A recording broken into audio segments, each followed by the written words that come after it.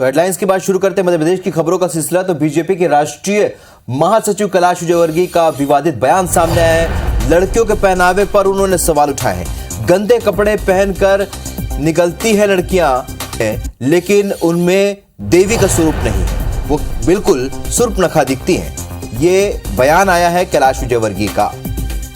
तो अपने बयानों को लेकर हमेशा चर्चा में रहने वाले बीजेपी के राष्ट्रीय महासचिव कैलाश विजयवर्गीय ने एक बार फिर एक विवादित बयान दिया। लड़कियों के पहनावे को लेकर उन्होंने ये बयान दिया है। उन्होंने कहा कि लड़कियां इतने गंदे कपड़े पहनकर निकलती हैं, महिलाओं को हम देवियां कहते हैं, लेकिन उनमें देवी का स्वरूप नहीं है, बिल्कुल सुर्पनखा जैसी दिखती हैं। विजयवर्गीय ने जैन समाज के एक कार्यक्रम में शामिल होने के लिए वो पहुंचे थे। इस दौरान उन्होंने ये बात कही है। नशाखोरी को लेकर उन्होंने कहा है कि आजकल जब रात को निकलता हूं तो लड़कों को नशे में देखता हूं तो ऐसा लगता है उतर कर 4-5 धल दूं। लड़कियां भी इतने गंदे कपड़े पहन के निकलती है कि अपन महिलाओं को देवी बोलते हैं। उनमें देवी का स्वरूप नहीं दिखता,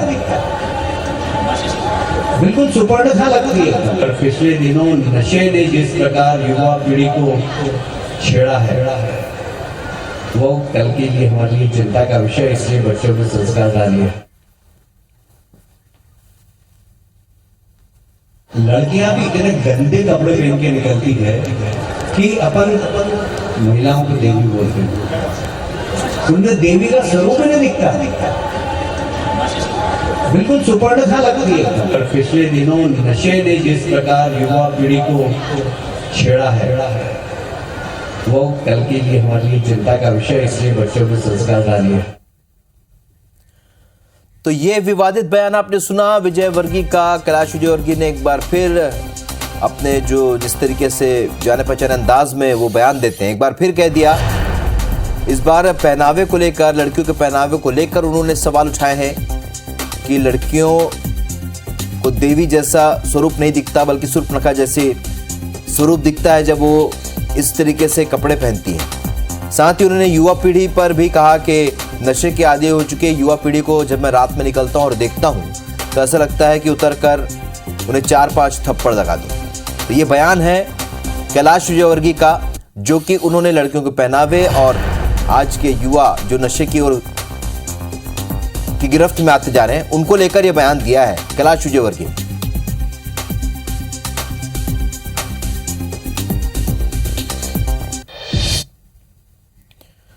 मध्य प्रदेश में कुछ महीने बाद विधानसभा के चुनाव हैं और ऐसे में मुख्य विपक्षी दल कांग्रेस से एक बार फिर सत्ता पाने के लिए पूरी ताकत से कोशिश कर रही है। लेकिन इस बार हर बार की तरह पार्टी के लिए सत्ता पक्ष से ज्यादा उसके अपने नेता ही चुनौती बनकर सामने आ रहे हैं। ताजा मामला दतिया का है, जहां पर प्रदेश के उपाध्यक्ष दामोदर सिंह यादव का एक वीडियो इन दिनों सोशल मीडिया पर वायरल हो रहा है, जिसमें वो विधायक कुंवर घनश्याम सिंह को गूंगा करार दे रहे हैं। और इस दौरान उन्होंने विधायक को इसके अलावा क्या कुछ कहा, आप खुद सुनिए। सिर्फ इतना कहना चाहता हूं कि अगर प्रकृति ने, ईश्वर ने तुम्हें जुबान दी है, हर इंसान को बोलने का हक संविधान ने दिया है, तो सेवड़ा क्षेत्र की 2.25 लाख जनता ने आपको विधानसभा में लड़ने के लिए भेजा है, गूंगा बन के बैठने के लिए नहीं भेजा है। तो आपने सुना दामोदर सिंह यादव का वीडियो जो कि सामने आया है, और दामोदर यादव ने विधायक को गूंगा कहा, और अब इस बयान का जो वीडियो लोगों के सामने है, सोशल मीडिया पर भी है।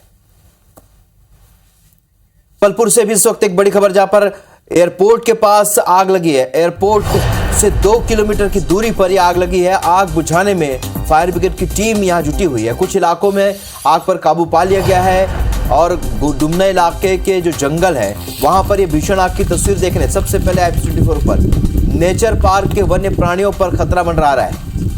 आग बुझाने में इस वक्त फायर ब्रिगेड की टीम जुटी हुई, लेकिन जंगल में आग लगी है, जाहिर सी बात है काफी मशक्कत करनी पड़ेगी। तस्वीर आप देख रहे हैं इस वक्त एक्सक्लूसिव तस्वीरें IPC24 पर, डुमना के जंगल में भीषण आग की तस्वीर। तो जबलपुर एयरपोर्ट के पास का ये इलाका है, और ये रेस्क्यू आग बुझाने के लिए कोशिशें लगातार जारी। तस्वीर आप देख रहे हैं, यहाँ टीम जुटी हुई है आग बुझाने की।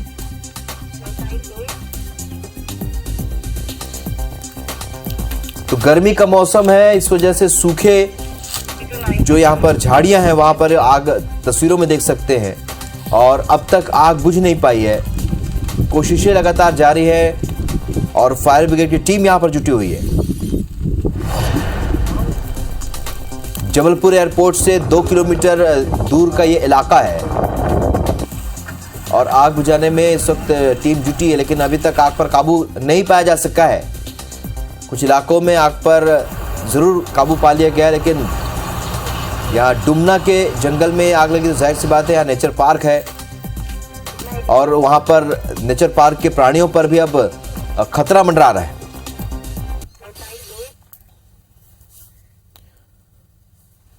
रुक करेंगे इंदौर से मिली बड़ी खबर का, जहां पर स्काई लग्जरी बिल्डिंग में आग लगी है। स्काई लग्जरिया बिल्डिंग के 4थे फ्लोर पर यह आग लगी है। फायर ब्रिगेड ने आग पर काबू पा लिया। बड़ी खबर आपको बता रहे हैं और तस्वीर भी आपको दिखा रहे हैं। स्काई लग्जरिया बिल्डिंग में ये आग लगी है, तस्वीर देखिए आप। हालांकि अब इस आग पर काबू पा लिया गया है। इंदौर से ये तस्वीरें सामने आई हैं। फायर ब्रिगेड ने आग पर काबू पा लिया है और ये राहत की बात है कि फायर ब्रिगेड ने इस आग पर काबू पा लिया।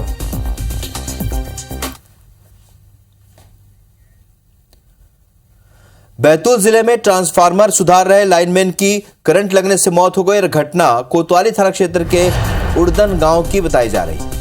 हादसे के बाद ग्रामीणों और विभागीय कर्मचारियों ने शव को उतारकर पोस्टमार्टम के लिए जिला अस्पताल भेजा है। मामले में बिजली विभाग के जिम्मेदार अधिकारी का कहना है कि परमिट लेकर कार्य किया जा रहा था। क्षेत्र में तेज हवा के साथ आंधी चल रही थी, जिसके कारण इंडक्शन से करंट उतरा और घटना घट गई। फिलहाल पूरे मामले की जांच की जाए। ये 11 kV उड़न फीडर मेरा फॉल्ट था, उसमें परमिट भी था और ये लाइन पे काम कर रहा था। क्योंकि उस समय हवा चल रही थी तो ऐसा लगा कि इंडक्शन से वो जांच के बाद ही कुछ बता पाएंगे। इंडक्शन से उस पर करंट उतरा और उसको करंट लगा। रतलाम में एक दूल्हा दुल्हन को शादी से पहले धरना प्रदर्शन करने को मजबूर होना पड़ा। क्या है ये पूरी खबर, देखिए इस रिपोर्ट में।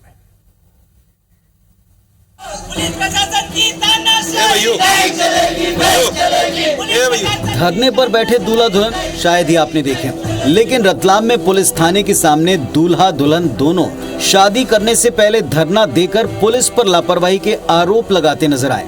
दूल्हा दुल्हन का कहना है कि डीजे बंद कराने के नाम पर 2 पुलिस वाले आए, दोनों नशे में थे और डीजे बंद करने के बावजूद दोनों पुलिस वालों ने वहां महिलाओं से बदसलूकी की।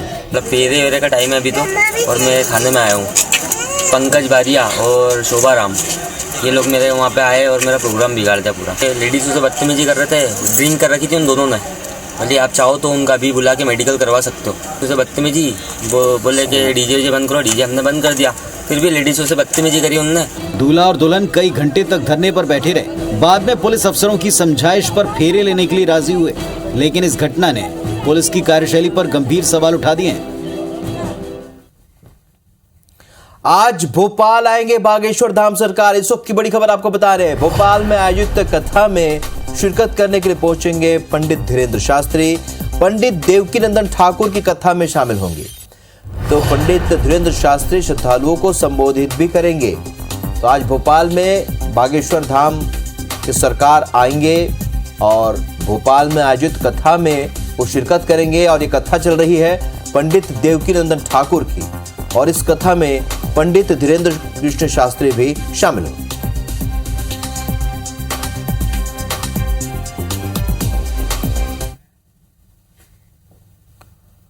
रुक करेंगे इस वक्त की एक और बड़ी खबर का, जहां पर आज रतलाम के दौरे पर रहेंगे मुख्यमंत्री शिवराज सिंह चौहान और लाडली बहना सम्मेलन में वो शामिल होंगे। रतलाम को विकास कार्यों की सौगात देंगे। दोपहर 12:30 बजे रतलाम पहुंचेंगे।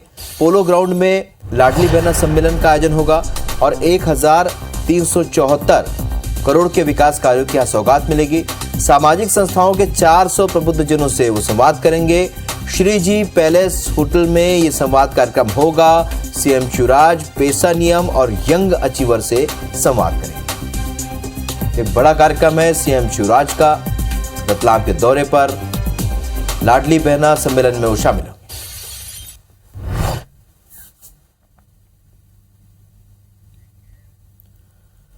केंद्रीय मंत्री ज्योतिरादित्य सिंधिया और नेता प्रतिपक्ष गोविंद सिंह के बीच वार पलटवार का सिलसिला शुरू हो चुका है। कल गोविंद सिंह ने मुख्यमंत्री पद को लेकर जो बयान दिया, तो आज सिंधिया ने गोविंद सिंह के बयान पर पलटवार किया। जिस पद के लिए हमेशा प्रयास करते रहे लेकिन नहीं पा पाए, जब पार्टी छोड़ के गए हैं, जिसका दाना पानी लेकर इस राजनीति में अपनी हैसियत बनाई है, तो तत्काल मुख्यमंत्री बने, हम उनको बधाई धन्यवाद देंगे। कम से कम ग्वालियर का मुख्यमंत्री तो बनेगा। नेता प्रतिपक्ष गोविंद सिंह ने बयान केंद्रीय मंत्री ज्योतिरादित्य सिंधिया पर दिया था और कहा था कि भले ही सिंधिया कांग्रेस की सरकार गिराकर बीजेपी में चले गए हों, लेकिन वो चाहते हैं कि सिंधिया बीजेपी की ओर से मुख्यमंत्री बने। और आज सिंधिया ने इसी विषय पर प्रतिक्रिया दी। सिंधिया ने कहा कि चाहे वो कांग्रेस पार्टी में रहे या फिर बीजेपी में, जनता का विकास और उनकी सेवा पहली प्राथमिकता रही है और इसी मंशा से वो पिछले 20 सालों से काम कर रहे हैं। हमारी एक ही मंशा है, एक ही सोच है, एक ही विचारधारा है और वो है जनता का विकास, जनता की सेवा और एक सेवक के रूप में कार्य करने की। और उसी मंशा के साथ पिछले 20 वर्ष मैंने कार्य किया है और आप लोगों के आशीर्वाद और ग्वालियर की जनता के आशीर्वाद से उसी तरह जीवन के आखिरी सांस तक मैं कार्य करने की कोशिश करूंगा। ग्वालियर चंबल की 34 सीटें दोनों ही पार्टी के लिए सत्ता तक पहुंचने के लिए बेहद अहम हैं। गोविंद सिंह और सिंधिया दोनों चंबल अंचल से आते हैं और 2023 के चुनाव में दोनों नेताओं पर इस इलाके में अपनी पार्टी को जीत दिलाने की अहम जिम्मेदारी होगी। मैदानी स्तर पर चुनावी तैयारी में जुटी कांग्रेस का कार्यकर्ता सम्मेलन चौरई विधानसभा के ग्राम डुंगरिया और बदगांव में संपन्न हुआ और सम्मेलन में कांग्रेस के कार्यकर्ताओं ने एक बार फिर मध्य प्रदेश में कांग्रेस की सरकार और कमलनाथ को सीएम बनाने का संकल्प लिया। कार्यकर्ता सम्मेलन को संबोधित करते हुए पूर्व मुख्यमंत्री कमलनाथ ने कहा कि छिंदवाड़ा का विकास किसने किया ये बताने की आवश्यकता नहीं है, अब तो चुनाव का समय है। पन्ना प्रभारी से लेकर क्षेत्रीय कमेटी के अध्यक्ष तक की जिम्मेदारी है कि वो एकजुट होकर पार्टी के लिए काम करें। वहीं सांसद नकुलनाथ ने भी बीजेपी पर निशाना साधते हुए कहा कि भाजपा पूरा प्रयास कर रही है कि वो किसी भी तरीके से जनता को गुमराह कर बरगला करके राजनीति करे, लेकिन हमें इनके झूठ और फरेब से बचने की जरूरत है। कोई बड़ी समस्या नहीं है। भारतीय जनता पार्टी ने किस प्रकार प्रदेश को बर्बादी की ओर ले गए, ये माचागोरा की योजना क्या भारतीय जनता पार्टी लाती है। आपने नहर की बात करी, ये नहर का तो प्रश्न नहीं उठता अगर माचागोरा नहीं बना होता। आपने देखा होगा कि अखबारों में, न्यूज चैनलों पर भाजपा एक ही चीज कर रही है, छिंदवाड़ा जिले को टारगेट कर रही है। आप देख रहे हैं हर हफ्ते उनका कोई ना कोई मंत्री यहाँ आ जाता है, झूठे वायदे करके चले जाते हैं। खबर ग्वालियर से है, जहां पर पीसीसी चीफ कमलनाथ की इफ्तार पार्टी को लेकर बीजेपी अब मुखर हो चुकी है। प्रदेश के बीजेपी मीडिया प्रभारी लोकेंद्र पराशर ने कमलनाथ को लेकर टिप्पणी की। उन्होंने कहा कि कमलनाथ ने छिंदवाड़ा में दंगे का जाप किया है। ऐसा लगता है कि मध्य प्रदेश को शांति के टापू देकर कमलनाथ बेचैन हो गए। साथ ही पराशर ने कहा कि समाज समृद्धि की ओर बढ़ रहा है, लेकिन कांग्रेस राजनीतिक रोटियां सेकने में लगी हुई है। पराशर ने कहा कि कांग्रेस के 60 से 70 साल के शासनकाल में सिर्फ दंगे हुए हैं, इसलिए कमलनाथ को दंगे याद आ रहे हैं। कमलनाथ जी को क्या दंगा जाप करते समय 1984 याद आ रहा है, ये उनको स्पष्ट करना चाहिए। क्या उनको जबलपुर, भागलपुर, मुजफ्फरनगर, मेरठ, बरेली, गोधरा, अहमदाबाद ये सब याद आ रहे हैं? इसके शासनकाल में 60-70 वर्षों तक अगर कोई काम हुआ मुंबई से लेके कलकत्ता तक, तो केवल दंगे हुए। इस बीच रुक करेंगे एक बड़ी खबर का। मध्य प्रदेश में फिर बड़े कोरोना के केस। मध्य प्रदेश में एक्टिव मरीजों की संख्या अब 179 हो चुकी है। 3 दिनों के भीतर पॉजिटिविटी दर लगातार बढ़ी है और पॉजिटिविटी रेट अब 1.7 से बढ़कर 3.4% पहुंच चुकी है। यानी कि एक बार फिर कोरोना डरा रहा है। पूरे देश के साथ मध्य प्रदेश में भी कोरोना के मरीज बढ़ रहे हैं। अभी एक्टिव मरीजों की संख्या 179 हो चुकी है और 3 दिनों के भीतर पॉजिटिविटी दर एकदम से बढ़ी है।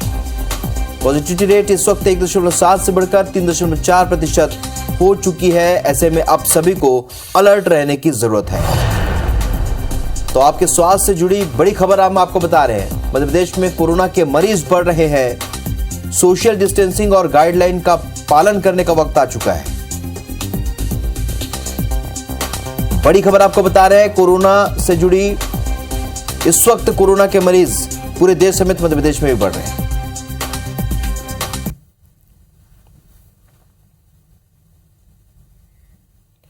रुक करेंगे इस वक्त की एक और बड़ी खबर का। मध्य प्रदेश में 25 अप्रैल से तबादलों से प्रतिबंध हट सकता है। तबादला नीति बनकर तैयार हो चुकी है। कैबिनेट की मंजूरी का बस इंतजार है। 35 से 40 हजार अधिकारी कर्मचारियों को इसका फायदा मिलेगा। उनके तबादले हो सकते हैं। खाद्य, नापतोल, तहसीलदार, नायब तहसीलदार के तबादले हो सकते हैं। आदिम जाति एवं अनुसूचित जनजाति विभाग में भी तबादले होंगे। लोक स्वास्थ्य विभाग एवं परिवार कल्याण विभाग में तबादले होंगे। राजस्व विभाग, वन विभाग, उच्च शिक्षा विभाग सहित अन्य विभाग में भी फेरबदल हो सकेंगे। तो इस वक्त की बड़ी खबर, तबादलों को लेकर एक नई नीति जो बनी है उस पर आज कैबिनेट में मोहर लग सकती है और इसके बाद एक बार फिर से तबादलों से प्रतिबंध हट सकता है। तबादला नीति तैयार हो चुकी है। हरप्रीत हमारी सहयोगी फोन लाइन पर जुड़ चुकी है। हरप्रीत, कितना फायदा यहाँ पर जो कर्मचारी है जो लंबे समय से कोशिश कर रहे हैं तबादलों को लेकर, उन्हें इस नीति से फायदा मिल सकता है? बिल्कुल, देखिए जल्दी मध्य प्रदेश में सरकार तबादला जो नीति है उससे यहाँ पर जो प्रतिबंध है वो हटा सकती है। तबादला नीति तैयार हो चुकी है, बस इसे कैबिनेट की हरी झंडी मिलने का इंतजार है और उम्मीद है कि 25 अप्रैल से तबादला नीति पर जो प्रतिबंध लगा है वो हट सकता है और करीबन 25 मई तक यानी 1 महीने तक मध्य प्रदेश में विभिन्न विभागों में तबादला हो सकते हैं। इन विभागों में चाहे राजस्व विभाग की बात की जाए या शिक्षा विभाग की बात की जाए या फिर अन्य जो विभाग है उन विभागों की बात की जाए तो करीबन 40 से 45 हजार जो कर्मचारी हैं उनके तबादले यहाँ पर हो सकते हैं। तो फिलहाल ये राहत भरी खबर है। खास बात ये है कि चुनावी साल है और मध्य प्रदेश की अगर बात की जाए तो 8 से 9 महीने विधानसभा चुनाव को बचे हैं। तो ऐसे में सरकार के लिए भी बेहद जरूरी है और सबसे बड़ी बात है कि कर्मचारियों की ये मांग है। तो फिलहाल तबादला नीति तैयार हो चुकी है और अब इसे मंजूरी का इंतजार किया जा रहा है और उम्मीद जताई जा रही है कि 25 अप्रैल से ये तबादला नीति में जो बदलाव करते हुए यहाँ पर प्रतिबंध हटाया जा सकता है। बहुत बहुत शुक्रिया हरप्रीत इस जानकारी के लिए आपका।